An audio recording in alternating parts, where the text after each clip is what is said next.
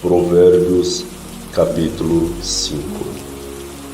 Filho meu, atende à minha sabedoria, a minha razão inclina o teu ouvido, para que conserve os meus avisos e os teus lábios guardem o conhecimento. Porque os lábios da mulher estranha destilam favos de mel, e o seu paladar é mais macio do que o azeite. Mas o seu fim é amargoso como o absinto, agudo como a espada de 2 fios. Os seus pés descem à morte, os seus passos firmam-se no inferno. Ela não pondera a vereda da vida, as suas carreiras são variáveis, e não as conhece.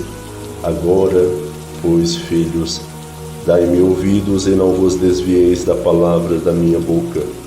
Afasta dela o teu caminho e não te aproximes da porta da sua casa, para que não des a outros a tua honra, nem os teus anos a cruéis, para que não se fartem os estranhos do teu poder, e todos os teus trabalhos entrem na casa do estrangeiro, e gemas no teu fim, quando se consumirem a tua carne e o teu corpo, e digas: como aborreci a correção, e desprezou o meu coração a repreensão.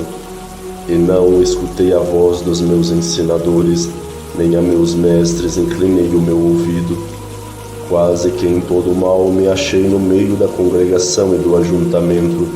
Bebe a água da tua cisterna e das correntes do teu poço. Derramar-se-iam por fora as tuas fontes, e pelas ruas os ribeiros de águas. Sejam para ti só, e não para os estranhos contigo. Seja bendito o teu manancial, e alegra-te com a mulher da tua mocidade. Como serva amorosa e gazela graciosa, saciem-te os seus seios em todo o tempo, e pelo seu amor se atraído perpetuamente.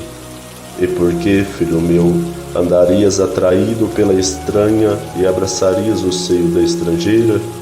Porque os caminhos do homem estão perante os olhos do Senhor, e ele aplana todas as suas carreiras.